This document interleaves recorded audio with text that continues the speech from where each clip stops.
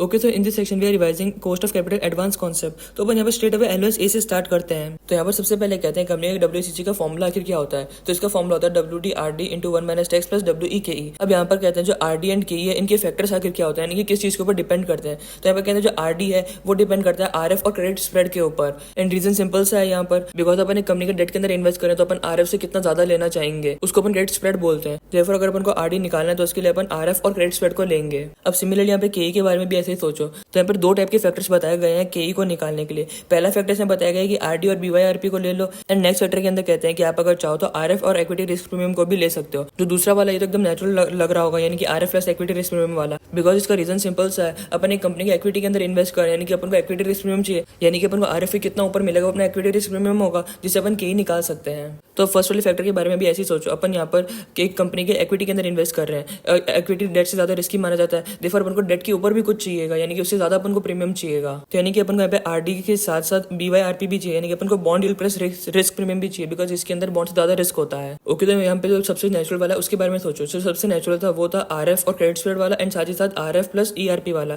तो यानी कि यहाँ पर कहते हैं अगर अपन को RD निकालना तो अपन RF प्लस क्रेडिट स्प्रेड कर लेते हैं, बट अगर अपन को निकालना है KE तो उसके लिए अपन RF प्लस ERP कर लेते हैं। तो इससे अपन को पता चलता है कि अगर अपन को WACC निकालना है एक कंपनी का, यानी कि अपन को एक कंपनी का KC निकालना है, तो फंक्शन हो सकता है RF का क्रेडिट स्प्रेड का एंड इक्विटी रिस्क प्रीमियम का। अभी जो RF credit spread and ERP है ये डिपेंड करता है टॉप डाउन फैक्टर्स के ऊपर भी, एंड ये डिपेंड करता है बॉटम अप फैक्टर्स के ऊपर भी। तो सबसे पहले अपन बात करेंगे टॉप डाउन फैक्टर्स के बारे में। इसके अंदर अपन बात करते हैं मैक्रो और एक्सटर्नल फैक्टर्स के बारे में, यानी कि अपन यहाँ पे बड़े से छोटे की तरफ आते हैं, यानी कि पहले अपन दुनिया के बारे में देखते हैं, फिर अपन नीचे करते करते इंडस्ट्री, फिर अपन कंपनी की तरफ आते हैं। तो ये जो मैक्रो फैक्टर्स है ये अफेक्ट करते हैं RF credit spread and ERP को। तो अपन चाहते हैं काश ये तीनों के तीनों कम हो, यानी कि अपन चाहते हैं काश RF है वो कम है, जिससे कि जो कॉर्पोरेट सेक्टर फ्लरिश हो सके। बिकॉज अगर RF कम होगा तो जो कॉर्पोरेट सेक्टर है वो कम रेट में लोन ले पाएगा, यानी अगर RF कम होगा तो ये बूस्ट करेगा कंपनीज की ग्रोथ को। फिर इसके अंदर कहते हैं काश लोगों को डर कम लगे, अगर उनको डर कम लगेगा तो वो डिमांड करेंगे लोअर प्रीमियम, यानी कि अपन चाहते हैं काश उनका रिस्क एपेटाइट हाई हो। अगर ऐसा होगा तो वो लोअर प्रीमियम डिमांड करेंगे। लोअर प्रीमियम का मतलब जो क्रेडिट स्प्रेड है वो नैरो हो जाएगा, एंड जो इक्विटी रिस्क प्रीमियम है वो भी कम होएगा, यानी कि कंपनीज को ज्यादा पे नहीं करना पड़ेगा। तो यानी कि अपन यहाँ पर चाहते हैं कि जो RF credit spread and ERP है तीनों के तीनों लो हो, जितना लो हो उतना बढ़िया माना जाएगा। ओके, तो नेक्स्ट अपन बात करेंगे टॉप डाउन फैक्टर्स के बारे में। तो यहाँ पे 4 टॉप डाउन फैक्टर्स के बारे में बात की गई है: capital availability, market condition, legal and regulatory and taxes. तो सबसे पहले अपन बात करेंगे कैपिटल अवेलेबिलिटी के बारे में। तो इसके अंदर कहते हैं जितनी कैपिटल अवेलेबिलिटी ज्यादा होगी, यानी कि जितना लोगों के पास पैसा होगा उतना उनका रिस्क एपेटाइट हाई होगा, यानी कि रिस्क लेने को तैयार है। तो इस वजह से credit spread and equity risk premium दोनों के दोनों लो होंगे, एंड ये दोनों लो होने की वजह से जो KC है वो भी लो होगा। अगर अपन बात करें डेवलप्ड इकोनॉमीज के बारे में तो यहाँ पर लिक्विड मार्केट होता है, स्टेबल करेंसी होती है, एंड ग्रेटर इन्वेस्टर प्रोटेक्शन होता है। तो इन सब चीजों की वजह से यहाँ पर हायर कैपिटल अवेलेबिलिटी होती है, एंड देयरफॉर यहाँ पर लोअर KC होता है। बट यहीं पे अगर अपन बात करें डेवलपिंग इकोनॉमीज के बारे में तो ये पूरा का पूरा अपोजिट होता है ऑफ डेवलप्ड इकोनॉमीज, यानी कि यहाँ पे जो फाइनेंशियल मार्केट अभी तक डेवलप ही नहीं हुआ है, एंड ना ही यहाँ पे कोई इन्वेस्टर का प्रोटेक्शन होता है, जल्दी से लोगों को लोन ही नहीं दिया जाता। देयरफॉर यहाँ पर शैडो बैंकिंग होती है। शैडो बैंकिंग का मतलब जैसे कि NBFC और मनी लैंडर हो गए, जो कि बहुत ही ज्यादा high rate of interest charge करते हैं, बिकॉज छोटे मोटे लोगों को लोन ही नहीं दिया जा रहा है, तो उनको NBFC और ऐसे लोगों के पास जाना पड़ता है जो कि इनको एक्सप्लॉइट करते हैं एंड चार्ज करते हैं very high rate of interest. Therefore यहाँ पे जो KC है वो हायर होता है। ओके, तो नेक्स्ट अपन बात करेंगे मार्केट कंडीशंस के बारे में। अब मैं मार्केट के बारे में सोच रहा हूँ, यानी कि अपन यहाँ पे बात करें एक्सपेक्टेड इन्फ्लेशन के बारे में, इंटरेस्ट रेट के बारे में, एंड मैक्रो इकोनॉमिक कंडीशन के बारे में, जैसे कि बिजनेस साइकिल। तो यहाँ सबसे पहले अपन बात करेंगे एक्सपेक्टेड इन्फ्लेशन के बारे में। तो ये तो डायरेक्टली रिलेटेड टू RF होता है, बिकॉज जब इन्फ्लेशन हाई चल रहा होगा तो जो RF है वो बहुत ही हाई होएगा। अगर अपन इंटरेस्ट रेट के बारे में बात करते हैं, अपन मॉनेटरी पॉलिसी स्टैंस के बारे में बात करें। अब जो मॉनेटरी पॉलिसी स्टैंस है दो तरह का हो सकता है, डॉबिश और हॉकिश। हॉकिश का मतलब है अपन इंटरेस्ट रेट को बढ़ाते ही जा रहे हैं जिससे कि अपन फाइट कर सके इन्फ्लेशन को, एंड डॉबिश के अंदर कहते हैं कि अपन इंटरेस्ट रेट को रिड्यूस करते जा रहे हैं। एंड लास्ट आता है macro economic condition. Macro economic condition के अपन बिजनेस साइकिल के बारे में बात करें तो अगर अपन को याद हो एक बिजनेस के अंदर कई टाइप के फ्रेजेस हो सकते हैं, बूम, रिसेशन, ट्रफ, रिकवरी। तो यहाँ पर इन सब फ्रेजेस के बारे में बात की गई है। तो इसके अंदर कहते हैं अगर एक बिजनेस एक्सपेंशन फेज के अंदर चल रहा है तो इसका मतलब है उसका credit spread and equity risk premium दोनों के दोनों लो होंगे। एंड रीजन सिंपल सा है, वो एक्सपेंशन फेज के अंदर यानी कि ग्रोथ करता ही जा रहा है, लोगों को उसके अंदर पॉसिबिलिटी दिख रही है कि आगे जाके फोड़ सकता है। तो यानी कि लोगों को यहाँ पे इसके अंदर रिस्क कम दिख रहा है। अगर उनको इसके अंदर रिस्क कम दिख रहा है तो यानी कि वो लोअर प्रीमियम चार्ज करेंगे। Therefore credit spread and equity risk premium दोनों के दोनों लो होंगे। फिर नेक्स्ट यहाँ पे बात की डेवलप्ड इकोनॉमी इकोनॉमीज के बारे में। तो इसके अंदर कहते हैं डेवलप्ड इकोनॉमीज का predictable and stable monetary policy होता है। देयरफॉर इसके अंदर volatility of inflation and interest rate दोनों के दोनों लो होता है एंड ये लो होने की वजह से इसका जो केस है वो भी लोअर होता है। ओके, तो नेक्स्ट अपन बात करेंगे लीगल एंड रेगुलेटरी के बारे में। तो यहाँ पे बात ये कॉमन लॉ कंट्रीज के बारे में एंड सिविल लॉ कंट्रीज के बारे में। तो यहाँ पे कहते हैं कॉमन लॉ कंट्रीज का मतलब है ऐसी कंट्रीज जहाँ पे जो पास कोर्ट के डिसीजन है इनको भी महत्व दिया जाता है, यानी कि जो पास कोर्ट के डिसीजन है इनको यूजफुल माना जाता है फॉर फ्यूचर कोर्ट डिसीजन, यानी कि फ्लेक्सिबल होते हैं। बट यहीं पे अगर अपन बात करें सिविल लॉ कंट्रीज के बारे में तो इनका कोडिफाइड लेजिस्लेशन होता है, यानी कि कहते हैं जैसा रूल बुक में लिखा है वैसा ही होगा, इसके ऊपर कुछ भी नहीं होगा। हम पास डिसीजन को नहीं देखते हैं, जो रूल बुक में लिखा हुआ है वैसा ही होगा, यानी कि एकदम रिजिड होते हैं। अब जाहिर सी बात है कि जो कॉमन लॉ कंट्रीज है इसके अंदर ज्यादा फ्लेक्सिबिलिटी है, साथ ही पास कोर्ट के डिसीजन को भी महत्व दिया जा रहा है। देयरफॉर यहाँ पे इन्वेस्टर का प्रोटेक्शन ग्रेटर होता है, देयरफॉर यहाँ पर लोअर केसी होता है। फिर यहाँ पे साथ ही कहते हैं जो हाईली रेगुलेटेड इंडस्ट्रीज हुई जैसे कि फाइनेंस यानी कि बैंकिंग से रिलेटेड एंड यूटिलिटीज यानी कि पावर से रिलेटेड, तो इन टाइप की इंडस्ट्रीज के अंदर जो रेगुलेटरी फ्रेमवर्क है बहुत ज्यादा क्रूशियल रोल प्ले करता है in determining the cost of capital यानी कि केसी। बिकॉज अगर समझ लो बैंकिंग के अंदर कैपिटल एडिक्वेसी रेशियो को बढ़ा दिया गया तो इनकी कॉस्ट बढ़ जाएगी, यानी कि जो केसी है वो इंक्रीज हो जाएगा यहाँ पर। एंड लास्ट में बात की गई है टैक्स रेट के बारे में। तो इसमें कहते हैं जितना टैक्स रेट हायर होएगा उतने टैक्स रेट अपन को ज्यादा मिलेगा। इसको समझने के लिए अपन को WCC का फॉर्मुला याद होना चाहिए। इसका फॉर्मुला था WDKD इंटू WEKE। अगर अपन को यहाँ पर याद हो तो यहाँ पे KD लिया जाता है वो आफ्टर टैक्स वाला होता है, एंड आफ्टर टैक्स वाले का फॉर्मुला क्या होता है वो होता है RD इंटू 1 - T। तो जितना टैक्स रेट ज्यादा होएगा तो यानी कि 1 - T वाला जो कंपोनेंट उतना ही छोटा हो जाएगा, देयरफॉर ये जो ओवरऑल कॉस्ट है वो रिड्यूस हो जाएगी। एंड अगर ये RD इंटू 1 - T रिड्यूस हो जाएगा इस वजह से जो ओवरऑल केसी है वो गिर जाएगा। ओके, तो यहाँ पर अपने सारे के सारे टॉप डाउन फैक्टर्स कंप्लीट हो जाते हैं। तो याद हो अपन यहाँ पे 4 फैक्टर्स देखे थे, capital availability, market condition, legal and regulatory and taxes. Okay, तो next one bottom up factors की तरफ बढ़ते हैं, यानी अपन कंपनी स्पेसिफिक फैक्टर्स यहाँ पर देखेंगे। तो यहाँ पर 4 तरह के फैक्टर्स बताए गए हैं, बिजनेस और operating risk, asset nature and liquidity, financial strength, profitability and leverage and security features. अब अपन इन सबको डिटेल में पढ़ेंगे। ओके, तो सबसे पहले अपन बात करेंगे बिजनेस और ऑपरेटिंग रिस्क के बारे में। तो यहाँ पर बात की गई है वॉलेटिलिटी के बारे में, यानी कि volatility in earning, revenue and cash flow. तो यहाँ पर कहते हैं कि जो केसी है वो फंक्शन ऑफ वॉलेटिलिटी होता है, यानी अगर वॉलेटिलिटी हाई होगी तो जो केसी है वो हाई होगा, बिकॉज जितना ज्यादा वॉलेटिलिटी होगी यानी कि उसका उतने ज्यादा रिस्क होगा, एंड जितना ज्यादा रिस्क यानी उतना ज्यादा केसी होगा, क्योंकि लोग फिर ज्यादा रिटर्न डिमांड करेंगे। तो यहाँ पर सबसे पहले अपन बात करेंगे वॉलेटिलिटी ऑफ रेवेन्यू के बारे में। तो यानी कि यहाँ पर सेल्स रिस्क के बारे में बात हो रही है। तो यहाँ पर 2 टाइप के इशू के बारे में बात की गई है, सिक्लिकलिटी के इशू के बारे में, कंसंट्रेशन के इशू के बारे में। सबसे पहले अपन बात करेंगे सिक्लिकलिटी के इशू के बारे में। तो इसमें कहते हैं कि अगर अपनी जो सेल्स है वो सिक्लिकल है तो यहाँ पर सेल्स रिस्क हाई होएगा, बिकॉज अपना कभी तो रेवेन्यू बहुत ही ज्यादा हाई होगा एंड कभी अपना जो रेवेन्यू एकदम ही कम होगा। तो इसका मतलब है सिक्लिकलिटी के अंदर जो वॉलेटिलिटी है वो हाई होती है। वॉलेटिलिटी हाई यानी कि यहाँ पे रिस्क हाई होता है, देखो यहाँ पे जो केसी है वो ज्यादा होगा, यानी कि जो इन्वेस्टर ज्यादा रिटर्न डिमांड करेंगे। बट अगर सेल्स वो नॉन सिक्लिकल है यानी कि यहाँ पे रिस्क कम है, यानी कि वॉलेटिलिटी कम है, देखो जो सेल्स रिस्क है वो लो होएगा, देखो जो यहाँ पे जो केसी है वो लो होएगा। फिर नेक्स्ट हम बात करेंगे कंसंट्रेशन के इशू के बारे में। तो इसके अंदर कहते हैं अगर अपनी जो सेल्स कंसंट्रेटेड है यानी कि मोस्ट ऑफ द सेल्स किसी फ्यू कस्टमर से हो रही है तो यानी कि अपनी कंपनी के अंदर कंसंट्रेशन रिस्क है, अपनी सेल्स के अंदर कंसंट्रेशन रिस्क है। इसका मतलब अगर उसने अपन से परचेस करना बंद कर दिया तो अपनी जो सेल है धड़ाम से गिर जाएगी, यानी कि यहाँ पर जो सेल्स रिस्क है वो हाई होगा, देखो यहाँ पे जो केसी है वो भी हाई होगा। बट अगर अपनी सेल्स डाइवर्सिफाइड है यानी कि किसी के ऊपर कंसंट्रेटेड नहीं है, यानी कि अपने बहुत सारे कस्टमर्स है, तो यानी कि यहाँ पे जो सेल्स रिस्क है वो लो होगा, बिकॉज अगर एक ने बंद कर दूसरा चालू कर देगा, यानी कि अपनी सेल्स पे इतना फर्क नहीं पड़ेगा। अगर किसी एक ने बंद भी कर दिया तो देखो यहाँ पे जो केसी है वो लो होगा, बिकॉज यहाँ पे रिस्क भी कम है। तो यहाँ पर अपन ने पढ़ा वॉलेटिलिटी ऑफ रेवेन्यू के बारे में। नेक्स्ट में पढ़ेंगे volatility of earning and cash flow के बारे में। इसके अंदर कहते हैं कि ये फंक्शन होता है operating leverage and financial leverage का। ऑपरेटिंग लेवरेज का मतलब है proportion of fixed cost in the business, and financial leverage का मतलब है proportion of debt in the business. तो हम पहले फाइनेंशियल लेवरेज को देखें तो यहाँ पर इसका मतलब है proportion of debt in the business, यानी कि सिंपल सा कहना है जैसे जैसे डेट इंक्रीज होता जाएगा तो जो फाइनेंशियल लेवरेज जो इंक्रीज होता जाएगा, यानी कि जो कंपनी है उसको ज्यादा रिस्की माना जाएगा कि यार उसने इतना ज्यादा डेट ले रखा है वो आगे जाके इसको पे भी कर पाएगा या नहीं कर पाएगा।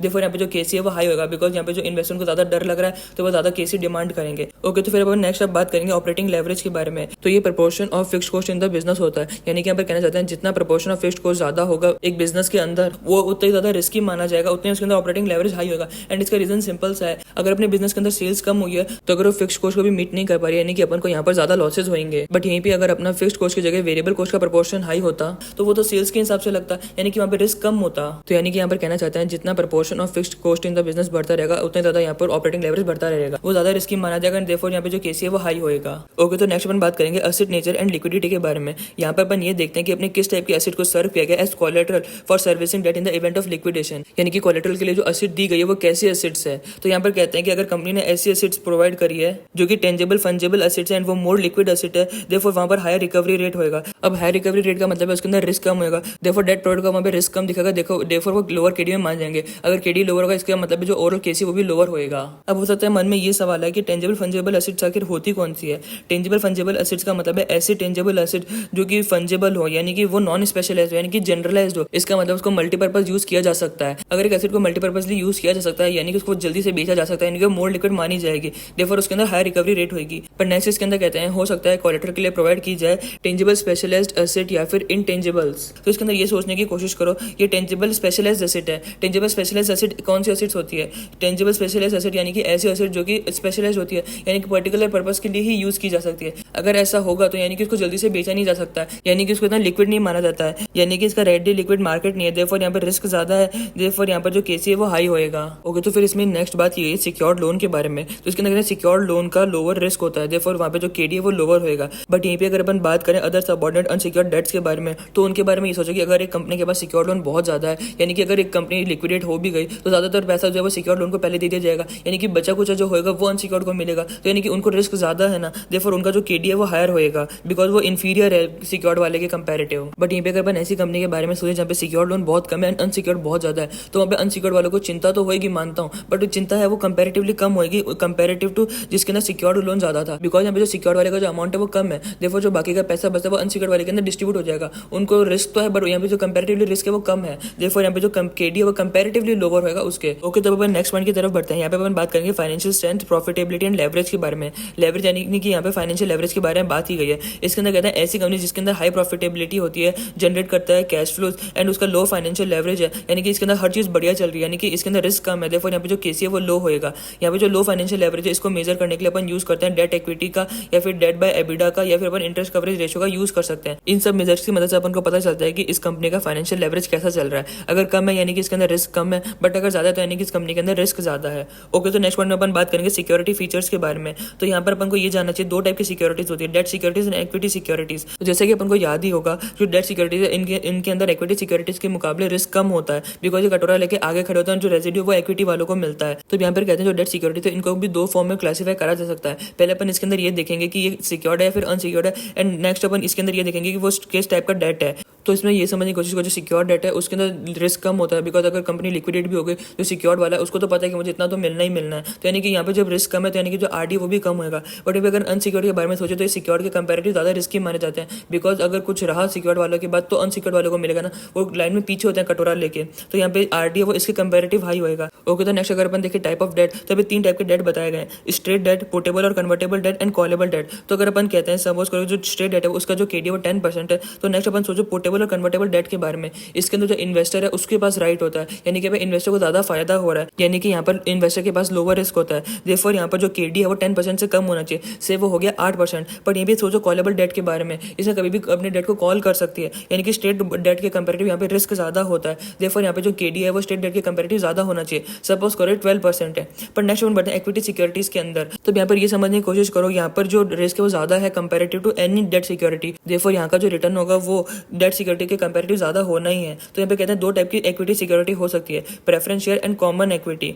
जो प्रेफरेंस शेयर है ये भी क्यूमुलेटिव भी हो सकते हैं, नॉन क्यूमुलेटिव भी हो सकते हैं। क्यूमुलेटिव का मतलब अगर कोई पास डिविडेंड अपन को नहीं मिला था तो अपन को आगे जाके मिल सकता है, यानी कि इसके अंदर रिस्क कम है as compare to non cumulative, therefore इसका जो रिटर्न है वो कम होगा, यानी जो केपी वो सपोज करो 13% है, तो जो नॉन क्यूमुलेटिव है इसका केपी हो जाएगा 14%। तो अपन बढ़ते हैं कॉमन इक्विटी की तरफ। तो यहाँ पर ये समझने की कोशिश करो इसको तो सबसे लास्ट में मिलता है पैसा, अगर कुछ बच जाता है तो इसको यानी कि प्रेफरेंस से भी ज्यादा रिस्की माना जाता है, देयरफॉर इसका जो रिटर्न है वो प्रेफरेंस से भी ज्यादा होना चाहिए। अब यहाँ पर कहते हैं कॉमन इक्विटी भी दो तरह का हो सकता है, क्लास ए क्लास बी। तो यहाँ पर कहते हैं क्लास ए शेयर्स का मतलब ऐसे शेयर्स जिसके अंदर वोटिंग पावर नॉर्मल से ज्यादा होती है, यानी कि ऐसे शेयर जो कि होल्ड किए जाते हैं बाय द मैनेजमेंट और by the owner of the company. And class B का मतलब ऐसे शेयर जो कि आम जनता के लिए होते हैं। तो जैसा कि अपन देख सकते हैं यहाँ पे जो क्लास बी इसको इन्फीरियर देखा जा रहा है, देयरफॉर यहाँ पे जो रिटर्न है वो ज्यादा होना चाहिए। देयरफॉर क्लास ए का जो रिटर्न है सपोज 16% है, तो क्लास बी का जो रिटर्न 16% ज्यादा होना चाहिए। तो सपोज करो वो 18% है, ये ज्यादा इसलिए है बिकॉज ये इन्फीरियर भी है as compare to class A shares. Okay, तो यहाँ पर अपने सारे बॉटम अप फैक्टर्स भी कंप्लीट हो जाते हैं। तो यहाँ पर अपन ने देखा बिजनेस और ऑपरेटिंग रिस्क के बारे में, एसेट नेचर एंड लिक्विडिटी के बारे में,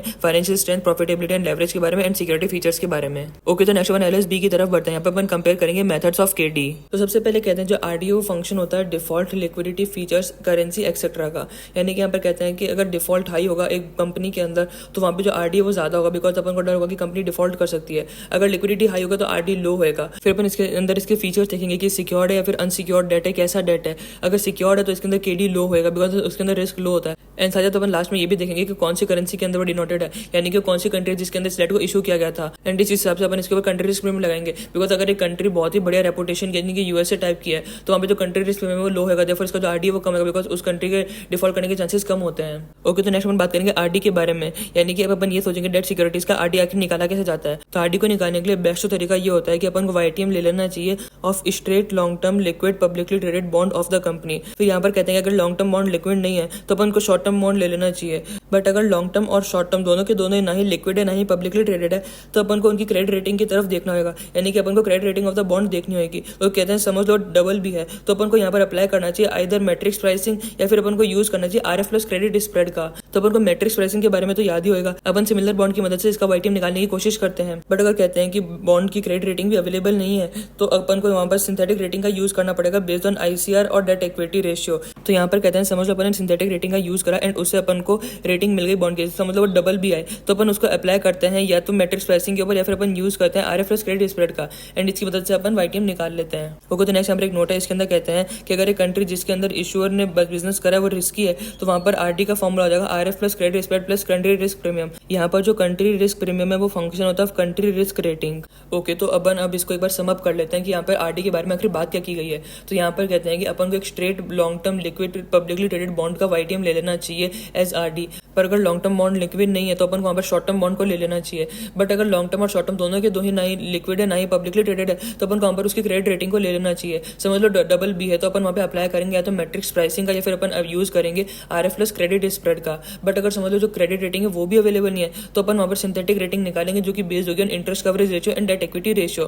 तो समझ लो इसकी मदद से कोई रेटिंग आ जाती है, समझ लो डबल भी आ जाती है तो यहाँ पर अपन अप्लाई करेंगे मैट्रिक्स प्राइसिंग का या फिर अपन चाहे तो यूज कर सकते हैं आरएफ प्लस क्रेडिट स्प्रेड का। ओके, तो नेक्स्ट अपन बात करेंगे बैंक डेट के बारे में। तो बैंक डेट के अंदर जो आरडी है ये इक्वल होता है interest rate on new loan के, इसको अपन इंक्रीमेंटल बोरोइंग रेट भी बोलते हैं। तो हो सकता है मन के अंदर ये सवाल है कि यहाँ पे अपन न्यू लोन वाला रेट क्यों ले रहे हैं, एग्जिस्टिंग बैंक लोन का अपन रेट क्यों नहीं ले रहे हैं। तो इसको समझाने के लिए स्टिकी नोट के अंदर देखो, इसके अंदर बताते हैं काफी कंट्रीज के अंदर बैंक डेट को primary source of debt capital भी माना जाता है बिकॉज यहाँ पर इंटरेस्टेड होता है इन मार्जिनल कॉस्ट और cost of new bank loan. तो जो रिटर्न एग्जिस्टिंग डेट है ये अपन को गुड एस्टिमेट प्रोवाइड नहीं कर सकती है अगर कंपनी का कैरेक्टरिस्टिक या फिर general level of interest rate change हो चुका है मार्केट के अंदर। ओके, तो नेक्स्ट अपन बात करेंगे फाइनेंस लीज के बारे में जिसको अपन कैपिटल लीज भी कहते हैं। तो फाइनेंस लीज अपन इतने टाइम से पढ़ते हुए आ ही रहे हैं, इसको एक तरह का कोलैटरलाइज्ड लोन माना जाता है, यानी कि इसको एक तरह का सिक्योर्ड लोन माना जाता है। तो इसके अंदर जो आरडी है इसको RIIL लिया जाता है, यानी कि rate of interest implicit in the lease माना जाता है। ये IRR होता है from lessor point of view and effective cost होता है from lessee point of view. तो इसको एक एग्जांपल की मदद से समझाएगा। इसके अंदर कहते हैं सपोज को जो लेसर है उसने एक एसेट दी है लीज के ऊपर एक्स लिमिटेड को 5 साल के लिए एंड इसका फेयर वैल्यू 90 लाख है।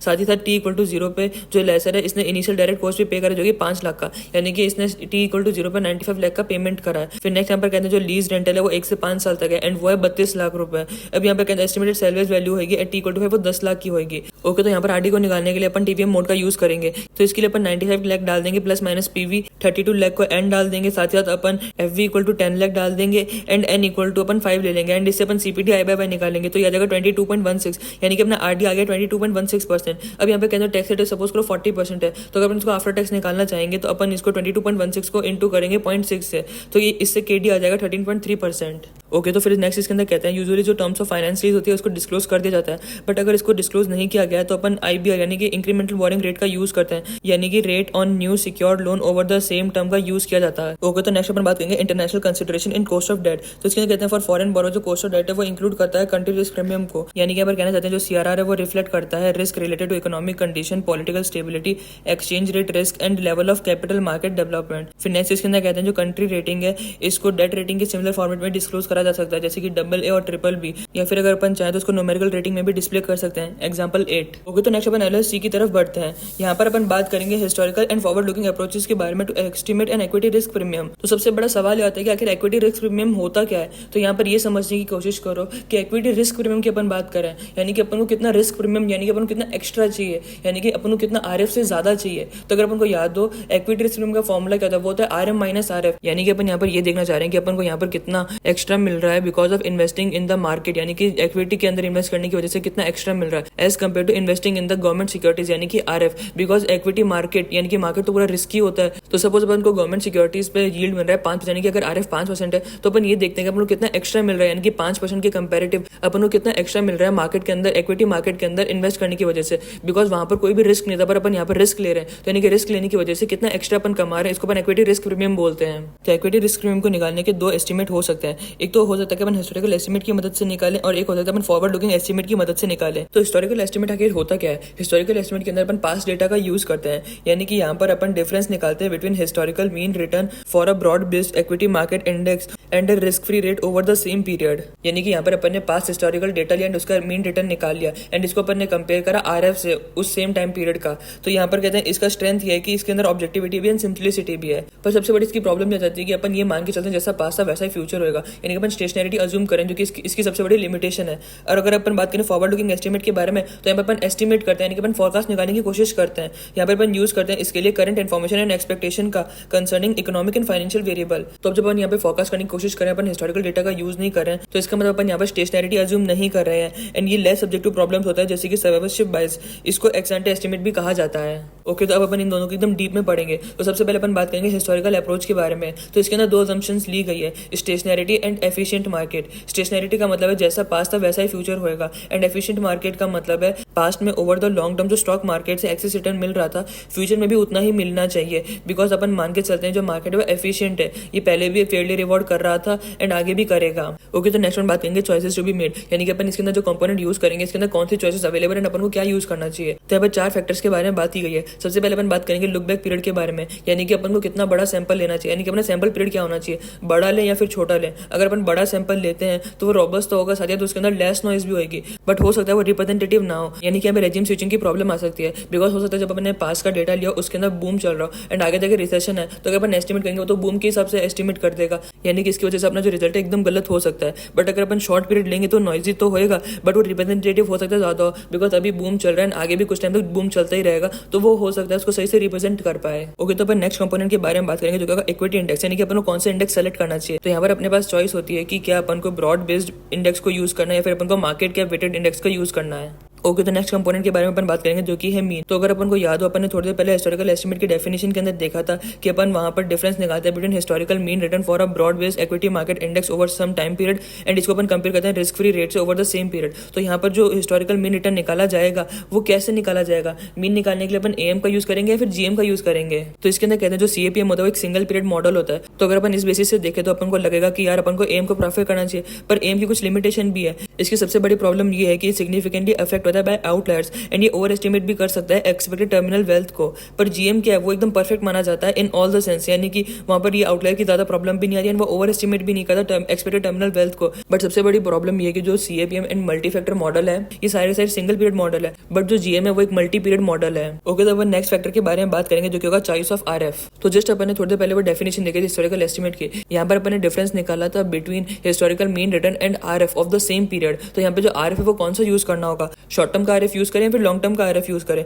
शॉर्ट टर्म यानी कि यील्ड ऑन टी बिल्स का यूज करें या फिर अपन yield on long term government bond का यूज करें। तो यहाँ पे कहते हैं अगर अपन शॉर्ट टर्म वाले का यूज करते हैं आरएफ तो वो ओवर एस्टिमेट कर देगा एंटरप्राइज रिस्क प्रीमियम को। बट अगर अपन शॉर्ट टर्म वाले आरएफ को यूज करते हैं तो यहाँ पर कोई भी रीइन्वेस्टमेंट रिस्क नहीं होगा, बिकॉज ये उस टाइम का दाम अपन को बता सकता है। बट ये इनकंसिस्टेंट माना जाएगा with duration of equity, because अपन मान के चलते हैं जो इक्विटी है वो परपेचुअल होती है, पर यहाँ पे अपन शॉर्ट टर्म आरएफ का यूज करें तो ये उसके साथ मिक्स नहीं बैठ पाता है, यानी कि सिंक नहीं बैठ पाता है। तो अगर शॉर्ट टर्म आरएफ का यूज करें तो यहाँ पे रीइन्वेस्टमेंट का रिस्क तो नहीं होगा, बट ये इनकंसिस्टेंट माना जाएगा with duration of equity. But यहीं पे अगर अपन लॉन्ग टर्म आरएफ का यूज करते हैं तो यहाँ पे रीइन्वेस्टमेंट रिस्क का प्रॉब्लम आएगा, बट ये कंसिस्टेंट माना जाता है विद ड्यूरेशन ऑफ इक्विटी। तो यहाँ पर अपने पास चॉइस होती है कि अपन को किसको प्रेफर करना है, अपन को शॉर्ट टर्म वाला यूज करना है फिर लॉन्ग टर्म वाला यूज करना है। ओके, तो नेक्स्ट अपन पढ़ेंगे लिमिटेशन ऑफ हिस्टोरिकल अप्रोच। तो यहाँ पे इसकी दो लिमिटेशन बताई गई है, नॉन स्टेशनरिटी एंड सर्वाइवरशिप बायस। तो यहाँ पे जो स्टिकी नोट है इसके अंदर नॉन स्टेशनरिटी का लिमिटेशन बताया गया है। तो यहाँ पर कहते हैं हिस्टोरिकल अप्रोच का सबसे बड़ा वीकनेस ये है कि ये अज्यूम करता है कि जो रिटर्न का मीन और वेरिएंस है वो कांस्टेंट है ओवर टाइम, यानी कि स्टेशनरिटी अज्यूम करके चलता है, बट ये असलियत में सही नहीं है। बिकॉज एक्चुअली में ऐसा पाया गया है कि जो ईआरपी है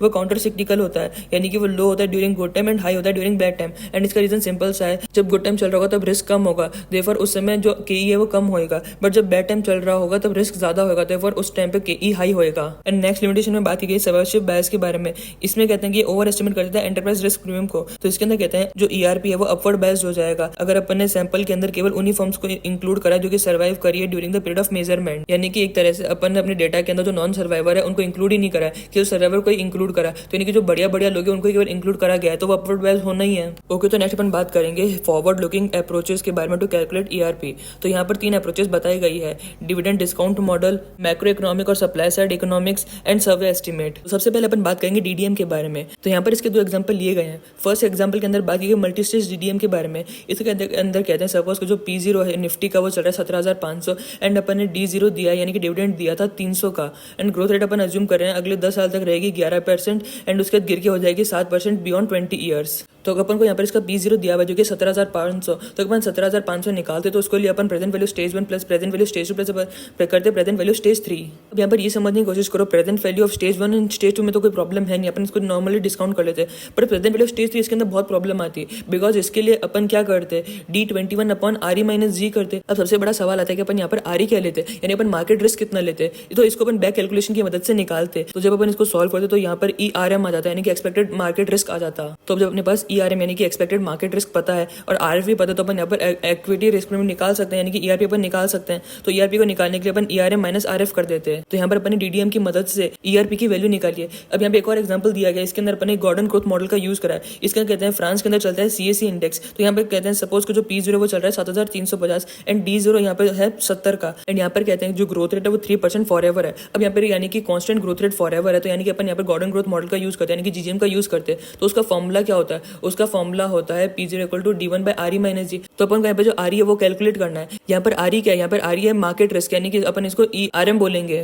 तो इसका फॉर्मूला हो जाएगा D1 bye P0 plus G, तो इससे ERM आ जाएगा 3.98। तो सपोज करो अपना जो RF है वो है 1.1%, तो अगर अपन ERP निकालेंगे फ्रांस का तो वो आ जाएगा 2.88। तो यानी कि यहाँ पर अपन ने डिविडेंड डिस्काउंट मॉडल यानी कि GGM की मदद से यहाँ पर ERP निकाल लिया। अब नेक्स्ट इसके अंदर कहते हैं दामोदरन क्या करता है। तो इसके अंदर कहते हैं अगर दामोदरन को इम्प्लाइड ERP फॉर US निकालना है तो उसके लिए वो P0 लेता है S&P 500 इंडेक्स को, एंड D0 के अंदर वो ऑगमेंटेड डिविडेंड का यूज करता है। ऑगमेंटेड डिविडेंड का मतलब है डिविडेंड इंक्लूडिंग बायबैक, यानी कि यहाँ पर अपन डिविडेंड भी डालेंगे बायबैक भी डालेंगे। फिर उसके बाद कहते हैं अगर उसको ग्रोथ का फोरकास्ट करना है तो उसके लिए एनालिस्ट कंसेंसस एस्टिमेट लेता है of G for the next 5 years and beyond 5 years के लिए वो G इक्वल टू RF ले लेता है। यानी कि अपन कहना चाहते हैं टर्मिनल ईयर से पहले वाले ईयर्स तक का जितने का फोरकास्ट करना है उसके लिए वो analyst consensus estimate of G ले लेता है, बट जब टर्मिनल वैल्यू का फोरकास्ट करना होता है यानी कि लास्ट वाले ईयर के अंदर, तो उसके लिए फिर वो G इक्वल टू RF लेता है। तो इन सब इन्फॉर्मेशन का यूज करके वो IRR की वैल्यू निकालता है, यानी कि वो ERM की वैल्यू निकालता है, एंड ERM की वैल्यू निकालने के बाद उसको कंपेयर करता है RF से, एंड इससे ERP निकल जाता है, यानी कि ERP को निकालने के लिए वो ERM माइनस RF करता है। तो अगर अपन कंपेयर करेंगे कि अपन पिछले 2 एग्जांपल में क्या करते हैं एंड दामोदरन ने क्या करा है, तो अपन को DDM की सारी ड्रॉबैक समझ में आ जाएगी। तो फर्स्ट ड्रॉबैक के अंदर कहते हैं जो DDM अपन निकाल रहे थे for the purpose of calculating forward looking estimate of ERP, तो उसके अंदर अपन ने बायबैक को कंसिडर नहीं करा था, जबकि दामोदरन ने उसको कंसिडर करा था। तो यानी कि पहली लिमिटेशन ये कि अपन यहाँ पे बायबैक को कंसिडर नहीं करें DDM के अंदर। ओके, तो फिर नेक्स्ट ड्रॉबैक के अंदर कहते हैं अपन और दामोदरन दोनों यहाँ पर इग्नोर कर रहे हैं रिप्राइसिंग ऑफ द मार्केट, यानी कि अपन अज्यूम कर रहे हैं कांस्टेंट PE रेशियो, यानी कि अपन मानते हैं कि जो EPS है वो भले ही चेंज हो जाए बट जो PE रेशियो है वो कांस्टेंट रहेगा। इसको समझने के लिए इससे सोचो कि दामोदरन ने जब G निकाला था तो उसको निकालने के लिए एनालिस्ट कंसेंसस फोरकास्ट लिया था of G for the next 5 years. तो इसके अंदर उसने जो G लिया था वो ग्रोथ रेट ऑफ अर्निंग्स लिया था, पर अपन एक्चुअलिटी में सोचे तो यहाँ पर होता क्या है, यहाँ पर P0 का आखिर फॉर्मूला क्या होता है, इसका फॉर्मूला होता है D1 bye P0 plus G। तो यानी कि अपन कहना चाहते हैं इसके 2 कंपोनेंट है P0 के, एक तो डिविडेंड यील्ड और एक है कैपिटल गेन यील्ड। तो अगर अपन प्रॉपर तरीके से सोचे तो यहाँ पे जो ग्रोथ है वो growth rate of share price आना चाहिए, बिकॉज यहाँ पे अपन तभी तो यहाँ पे कहते थे अपन यहाँ पे कैपिटल गेन हुआ है, पर जो दामोदरन है वो तो यूज करते हैं हमारे ग्रोथ रेट ऑफ अर्निंग को। इसका मतलब वो यहाँ पर अज्यूम करके चल रहा है कि जो ग्रोथ रेट ऑफ अर्निंग है वो इक्वल होगी growth rate of share price के। तो ये समझने की कोशिश करो अगर growth rate of earning equal मानेंगे growth rate of share price के, इसका जो PE रेशियो वो कांस्टेंट रहेगा, बिकॉज PE रेशियो के अंदर ऊपर प्राइस आता है नीचे आता है अर्निंग। तो अगर दोनों चेंज होंगे सेम रेट से तो यानी कि ऊपर से नीचे कट जाएगा ना, जैसे अगर 5% दोनों ग्रो हो रहे हैं तो ऊपर मल्टीप्लाई करेंगे 1.05 से, नीचे मल्टीप्लाई करेंगे 1.05 से,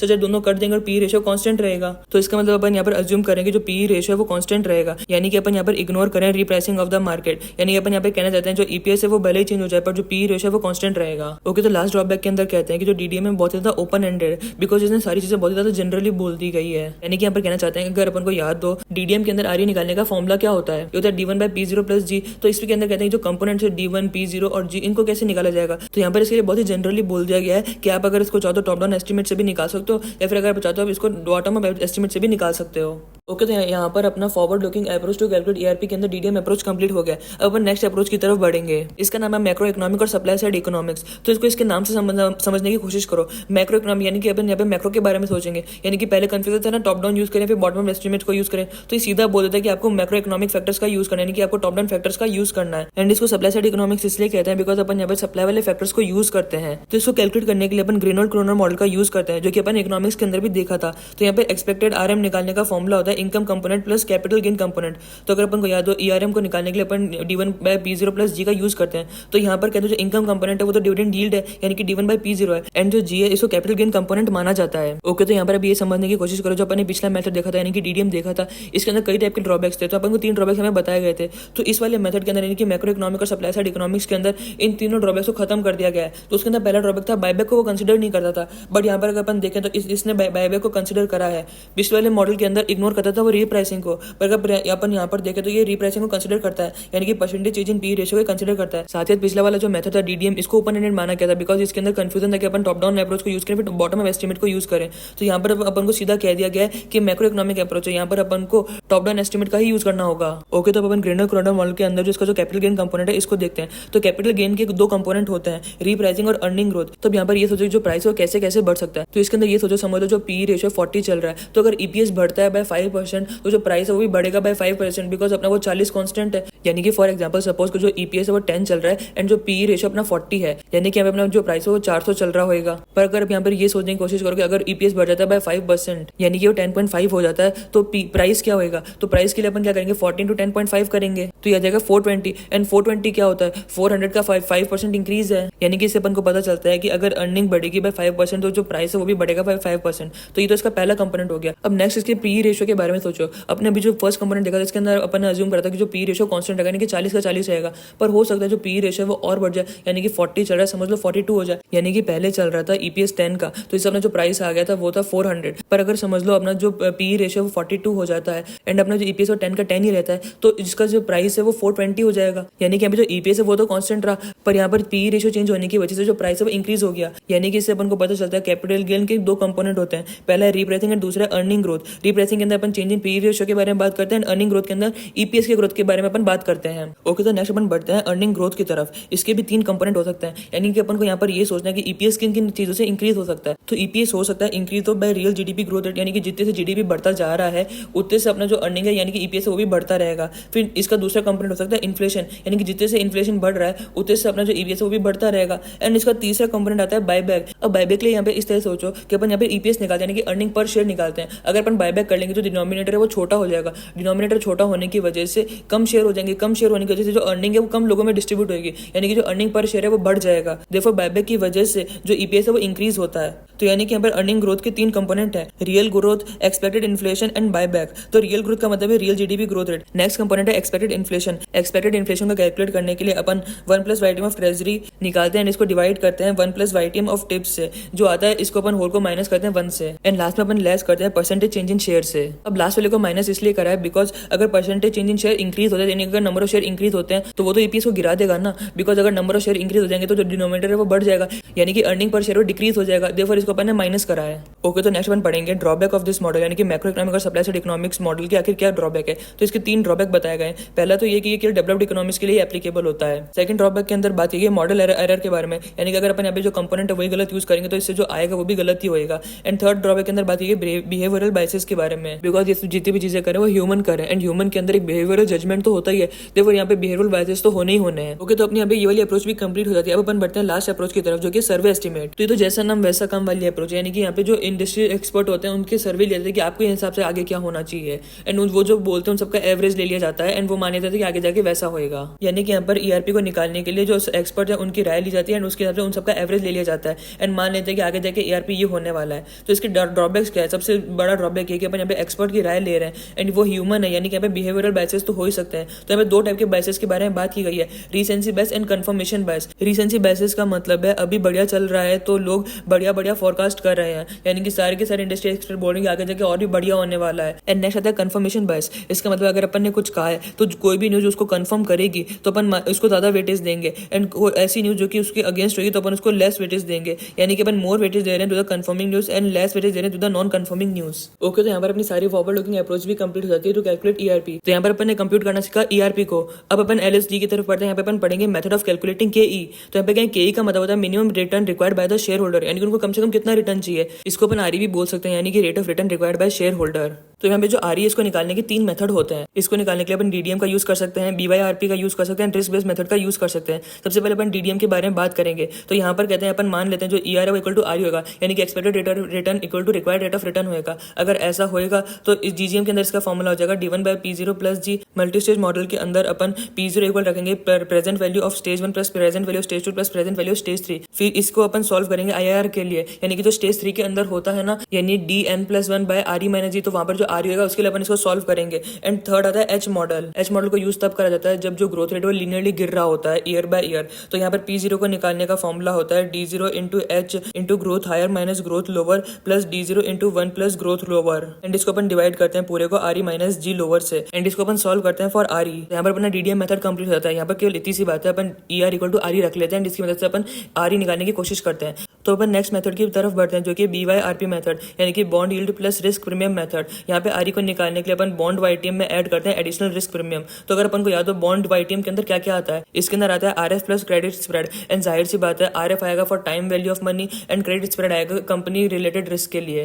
तो ये जो अपना बॉन्ड वाईटीएम है इसके अंदर अपन ऐड करते हैं एडिशनल रिस्क प्रीमियम। तो पहले अपन इसका रीजन समझते हैं कि अपन यहाँ पे एडिशनल रिस्क प्रीमियम क्यों ऐड करा है। तो यहाँ पर ये समझने की कोशिश करो कि जो बॉन्ड वाईटीएम है इसके अंदर अपन 2 रिस्क को कवर कर रहे हैं, एक तो टाइम वैल्यू ऑफ मनी वाले रिस्क को एंड अपन क्रेडिट स्प्रेड को कवर कर रहे हैं। बट जो इक्विटी इन्वेस्टर है वो तो और भी ज्यादा रिस्क ले रहे हैं बॉन्ड वालों के कंपैरेटिव, देयरफॉर वो एडिशनल प्रीमियम चार्ज करेंगे ना। तो एडिशनल प्रीमियम क्या होगा वो अपन यहाँ पर देख रहे हैं। इस एडिशनल रिस्क प्रीमियम को निकालने के लिए अपन पास डेटा का यूज करते हैं। तो यहाँ पर अपन देखते हैं on an average equity index का पास में क्या रिटर्न आ रहा था, एंड इसको अपन माइनस करते हैं कॉर्पोरेट बॉन्ड का क्या रिटर्न आ रहा था। यानी कि एक तरह से अपन ये देख लेते हैं ना कि बॉन्ड के कंपैरेटिव इक्विटी कितना एक्स्ट्रा रिटर्न प्रोवाइड कर रहा था। तो इसके लिए अपन क्या करते हैं average yield on equity index को माइनस करते हैं average yield on corporate bond index से। तो इससे जो आता है उसको अपन एडिशनल रिस्क प्रीमियम बोलते हैं। ओके, तो ऊपर दिए गए स्टिकी नोट के अंदर bond yield plus risk premium method का मतलब बताया गया है। तो इसके अंदर bond yield plus risk premium method एक तरह का बिल्टअप अप्रोच होता है जो कि एप्रोप्रिएट होता है फॉर एस्टिमेटिंग द केई, यानी कि कॉस्ट ऑफ इक्विटी और फॉर अ कंपनी जिसका पब्लिकली ट्रेडेड डेट होता है। पर इस मेथड के साथ एक इशू है, एंड वो इशू ये है कि यहाँ पे जो आरपी यूज करेंगे, जो एडिशनल रिस्क प्रीमियम अपन यूज करें, वो एक आर्बिट्री नंबर होता है। यानी कि हम कहना चाहते हैं अगर एक कंपनी के सेवरल डेट्स आउटस्टैंडिंग है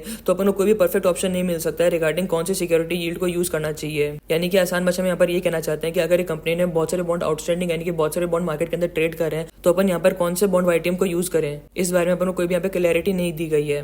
ओके, तो नेक्स्ट अपन रिस्क बेस्ड मेथड की तरफ बढ़ते हैं। यहाँ पर आरई को निकालने के लिए अपन आरएफ प्लस आरपी करते हैं, एंड इसका रीजन सिंपल सा है। अपन एक कंपनी की इक्विटी के अंदर इन्वेस्ट करें तो अपन को सबसे पहले कंपनसेशन चाहिए for time value of money, यानी कि अपन को आरएफ चाहिए। अब साथ अपन उसके अंदर रिस्क भी ले रहे हैं, तो देखो फॉर अपन को कंपनसेशन फॉर रिस्क भी चाहिए, जिसको अपन रिस्क प्रीमियम से डिनोट करते हैं। तो अपन को यहाँ पर 4 तरह की रिस्क बेस्ड मेथड बताई गई है, CAPM, FFM, expanded CAPM and built up approach. Okay, तो सबसे पहले अपन बात करेंगे बिल्टअप अप्रोच के बारे में। तो यहाँ पर जस्ट ये सोचो कि अपन को लाइन बाय लाइन आगे बढ़ना है, यानी कि अपन टॉप से लेके बॉटम की तरफ जाते जाएंगे, बस यहाँ पर ये सोचो। तो यहाँ पे आरई को निकालने के लिए सबसे पहले अपन आरएफ प्लस ईआरपी करते हैं, यानी कि RF plus equity risk premium. तो अगर अपन इसको ध्यान से देखें तो इसको आरएम कहा जाएगा, यानी कि इसको इक्विटी मार्केट का रिटर्न कहा जाएगा। ऐसा क्यों है, तो इसको यहाँ पर ये देखो अपन आरएफ प्लस ईआरपी कर रहे हैं। इक्विटी रिस्क प्रीमियम का फॉर्मूला क्या होता है, ये होता है आरएम माइनस आरएफ। तो अगर अपन यहाँ पर ध्यान से देखेंगे अपन आरएफ प्लस भी करें, यहाँ पे आरएफ माइनस भी करें, तो दोनों एक दूसरे काट के क्या बचेगा, आरएम बचेगा केवल। तो यानी कि अपन आरएफ प्लस ईआरपी को अपन आरएम कहते हैं, यानी कि ये कहना चाहते हैं ये होगा rate of return required from an average large cap publicly traded stock. तो यानी कि यहाँ तक अपन ने निकाल लिया कि एक large cap publicly traded stock से अपन को क्या रिटर्न आना चाहिए। बट सोचो कि अगर अपन एक पर्टिकुलर इंडस्ट्री में क्या रिटर्न आना है ये देखना चाहते हैं, तो अपन को इसके अंदर वो जो इंडस्ट्री स्पेसिफिक रिस्क है उसको भी ऐड करना पड़ेगा, यानी कि अपन इसमें ऐड करेंगे इंडस्ट्री प्रीमियम, यानी कि अब फॉर्मूला हो जाएगा RF plus ERP plus industry premium. तो अब ये क्या बन जाएगा, ये बन जाएगा required rate of return from an average public large cap company in that industry, यानी कि उस पर्टिकुलर इंडस्ट्री के अंदर एक लार्ज कैप पब्लिक कंपनी का क्या रिटर्न आना चाहिए, ये यहाँ से निकल जाएगा। पर अब समझ लो अपन यहाँ पे पूरी देर से बात कर रहे हैं पब्लिकली लार्ज कैप कंपनी, समझ लो अगर वो स्मॉल कंपनी हुई तो अगर वो एक स्मॉल कंपनी हो, यानी कि उसके अंदर थोड़ा रिस्क ज्यादा होएगा, यानी कि अपन को इसके अंदर साइज प्रीमियम भी ऐड करना पड़ेगा। यानी कि हम कहना चाहते हैं अगर अपन किसी स्मॉल कंपनी से डील करें उसके अंदर एक लार्ज कंपनी के कंपैरेटिव ज्यादा रिस्क होएगा, तो इसलिए अपन एक साइज प्रीमियम भी डिमांड करेंगे। तो यहाँ पर अब आरई का फॉर्मूला क्या हो जाएगा अब तक, तो ये हो जाएगा RF plus ERP plus industry premium plus size premium, यानी कि ये बन जाएगा average return required from a private company in that industry और a small public company in that industry. यहाँ पर ध्यान देना, पहले अपन कह रहे थे average public large cap company in that industry, पर अब अपन यहाँ पर कह रहे हैं private company in that industry और small public company in that industry, यानी कि यहाँ पर अपन ने साइज प्रीमियम को भी इनकॉर्पोरेट कर लिया है। बट इमेजिन करो अगर अपन एक पर्टिकुलर कंपनी के अंदर इन्वेस्ट करना चाहते हैं तो क्या होएगा। तो अगर अपन एक पर्टिकुलर कंपनी के अंदर इन्वेस्ट करते हैं तो अपन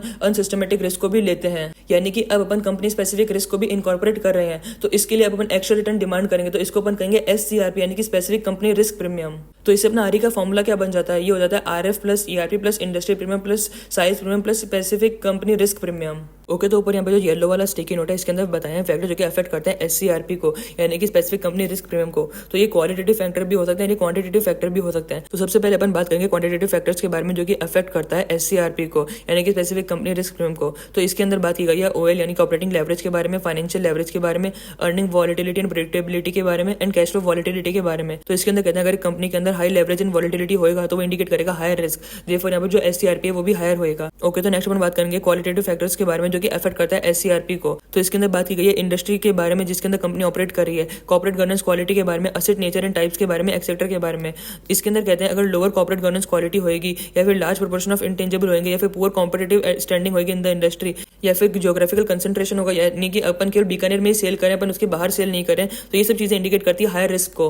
ओके, तो नेक्स्ट स्टिकी नोट के अंदर कहते हैं जो अक्सर ऐसा देखा गया जो प्राइवेट कंपनीज होती है वो स्मॉलर एंड लेस मैच्योर होती है देन पब्लिक कंपनीज। तो सिंस उनके पास कोई मार्केट प्राइस डेटा नहीं होता है तो जो CAPM और FFM है वो सुटेबल नहीं माने जाते हैं इनके लिए। साथ ही साथ इलिक्विडिटी और लैक ऑफ ट्रांसपेरेंसी की वजह से जो इन्वेस्टमेंट रिस्क है वो ऑफ प्राइवेट कंपनीज वो और भी बढ़ जाता है। इतना सब रिस्क होने की वजह से अपन एक्स्ट्रा RP डिमांड करते हैं, तो इसके लिए अपन इसके अंदर इंक्लूड करते हैं size premium, industry premium and specific company risk premium. तो यहाँ पे दो टाइप की अप्रोचेस बताई गई है to calculate cost of equity for private companies, यानी कि अपन को प्राइवेट कंपनीज के अंदर इन दो अप्रोचेस का यूज करना चाहिए तो ज्यादा अच्छा रिजल्ट आएगा। एंड ये दोनों built up approach and expanded CAPM। तो अपन बिल्टअप अप्रोच के बारे में तो सब कुछ सीख ही लिया है, तो नेक्स्ट अपन पढ़ेंगे एक्सपेंडेड CAPM के बारे में। तो एक्सपेंडेड CAPM के अंदर RE का फॉर्मूला होता है RF plus beta of peers into ERP plus SP plus SCRP। अब यहाँ पे जो बीटा ऑफ पीयर्स है इसका मतलब है industry beta from peer public companies. Okay, तो अगर अपन इसको कंपेयर करेंगे बिल्टअप अप्रोच वाले फॉर्मूला से तो अपन को यहाँ पर ये जानना चाहिए जो उसके अंदर था RF plus ERP plus IP, and यहाँ पे जो RF plus beta of peers into ERP है ये दोनों सेम चीज है। अब सवाल ऐसा था दोनों सेम कैसे, उसके अंदर तो अपन ने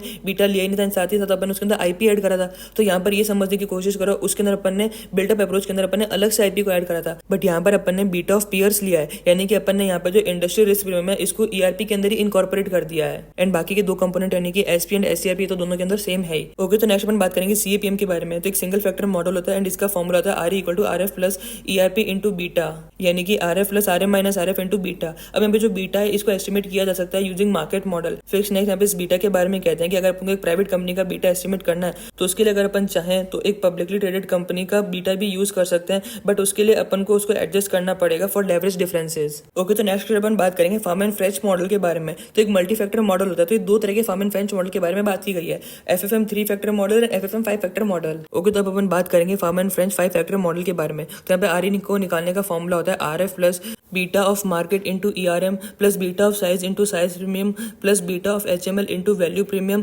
plus beta of RMW into profitability premium plus beta of CMA into investment premium. तो अपन इन फैक्टर्स को एक बार थोड़ा सा सही से समझते हैं। इक्विटी रिस्क प्रीमियम का तो अपन को पता ही है, मतलब क्या होता है, RM माइनस RF होता है। नेक्स्ट होता है साइज प्रीमियम, इसका मतलब होता है SMB यानी कि RS माइनस RM, यानी कि यहाँ पर कहना चाहते हैं स्मॉल कैप स्टॉक प्रोवाइड करते हैं higher return than large cap stock. And इसका रीजन सिंपल सा है, वो एक स्मॉल कंपनी यानी कि उसके अंदर रिस्क ज्यादा है, देयरफॉर उसको हायर रिटर्न प्रोवाइड करना चाहिए देन लार्ज कैप कंपनी जो कि स्टेबल होती है, मैच्योर फेज में होती है।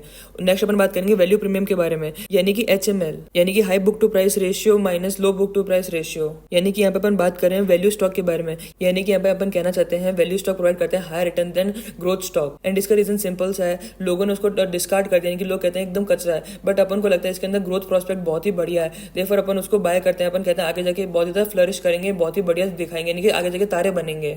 ओके, तो नेक्स्ट अपन बात करेंगे प्रॉफिटेबिलिटी प्रीमियम के बारे में, यानी कि यहाँ पे अपन बात करेंगे RMW के बारे में, यानी कि RR माइनस RW, यानी कि अपन यहाँ पर कहते हैं जो रोबस्ट प्रॉफिटेबल कंपनीज है वो प्रोवाइड करेगी higher return than weak companies. Okay, तो लास्ट अपन बात करेंगे इन्वेस्टमेंट प्रीमियम के बारे में। यहाँ पे अपन बात कर रहे हैं सीएमए के बारे में, यानी कि यहाँ पर कहना चाहते हैं अपन कंजर्वेटिव इन्वेस्टमेंट कंपनी से अपन को ज्यादा रिटर्न चाहिए as compare to aggressive investment companies. तो अपन यहाँ पे जितने भी फैक्टर्स देखे इसमें जो स्टार्टिंग के 3 है, यानी कि RF plus beta of market into ERM plus beta of size into size risk premium plus beta of HML into value premium, ये तीनों जो है वो pharma and French 3 factor model के अंदर भी आते हैं। ओके, तो नेक्स्ट एक इंपॉर्टेंट चीज इसको समझने की कोशिश करो। इसके अंदर कहते हैं जो बीटा ऑफ मार्केट है इसका जो बेस लाइन है वो 1 होता है, यानी कि यहाँ पर कहते हैं कि अगर जो बीटा है वो ग्रेटर देन 1 है तो अपन मानेंगे कि एग्रेसिव स्टॉक है, बट अगर इसका बीटा लेस देन 1 है तो अपन मानेंगे वो एक डिफेंसिव स्टॉक है। बट हमें जो बाकी के बीटा यानी कि beta of size, beta of HML, beta of RMW and beta of CMA, इन सबका जो बेस लाइन है वो 0 होता है, यानी कि यहाँ पर कहना चाहता है अगर बीटा ऑफ साइज पॉजिटिव है इसका मतलब वो एक स्मॉल कैप स्टॉक है, अगर बीटा ऑफ एचएमएल पॉजिटिव है इसका मतलब वो एक वैल्यू स्टॉक है, अगर बीटा ऑफ आरएमडब्ल्यू पॉजिटिव है इसका मतलब वो एक रोबस्ट प्रॉफिटेबल कंपनी है, एंड अगर बीटा ऑफ सीएमए पॉजिटिव है तो इसका मतलब वो एक कंजर्वेटिव इन्वेस्टमेंट अपॉर्चुनिटीज है। एंड इसका उल्टा भी अपन समझ सकते हैं, यानी कि अगर बीटा ऑफ साइज नेगेटिव आता है इसका मतलब वो एक लार्ज कैप कंपनी है। सिमिलरली अपन बाकियों के बारे में भी सोच सकते हैं। इसमें अगर थोड़ा सा भी कंफ्यूजन है तो ऊपर दिए गए फॉर्मुलाज को देखो, यानी कि साइज प्रीमियम का मतलब होता है आरएस माइनस आरएम,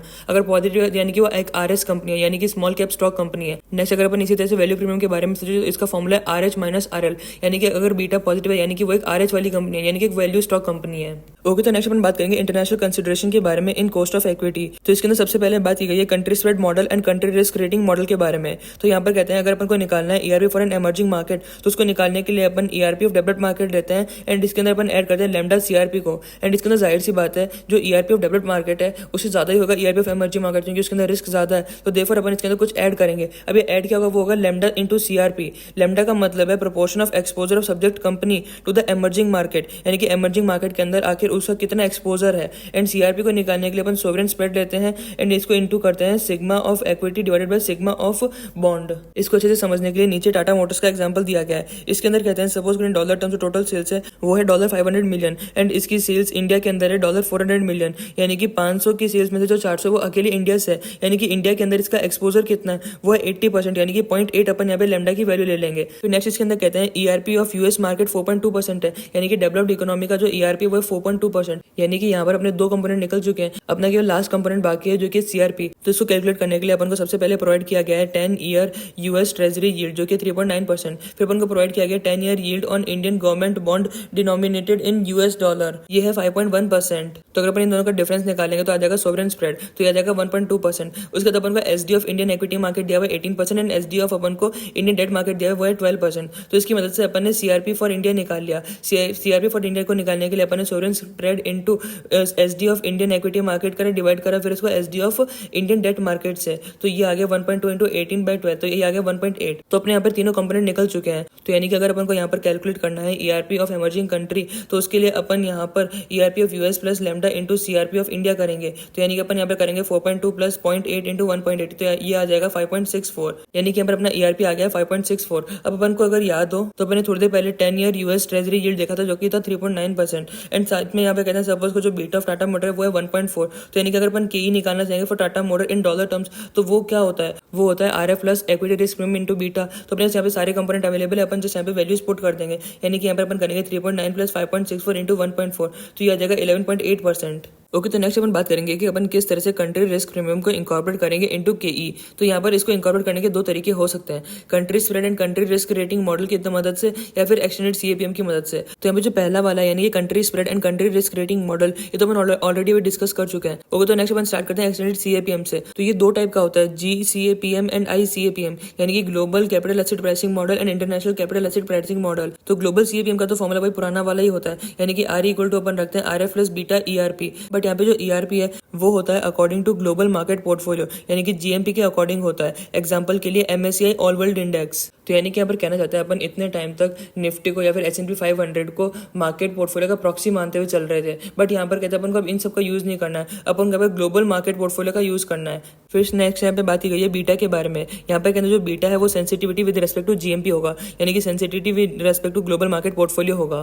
ओके, तो नेक्स्ट अपन बात करेंगे आईसीएपीएम के बारे में, यानी कि इंटरनेशनल सीएपीएम के बारे में। तो ये सेम एज जीसीएपीएम ही होता है, बट यहाँ पे अपन ऑल्सो डिमांड करते हैं करेंसी प्रीमियम को भी, यानी कि यहाँ पर आरई को निकालने का फॉर्मूला होता है RF plus beta 1 into ERGMP minus RF plus beta 2 into ERC minus RF। तो हो सकता है बहुत ही घबरा गए होंगे इस फॉर्मूला को देखा, तो डरने की कोई भी जरूरत नहीं है। जो स्टार्टिंग वाली टर्म है वो तो प्रीवियस वाले जैसे ही है, यानी कि RF plus RM minus RF into beta होता है ना, ये वैसे ही है। बट यहाँ पे RM की जगह अपन को ग्लोबल मार्केट पोर्टफोलियो का RM लेना होगा, इसलिए यहाँ पे लिखा गया है ERGMP माइनस RF। बट अब सबसे बड़ा सवाल ये आता है कि आखिर ये जो ERC है ये क्या होता है।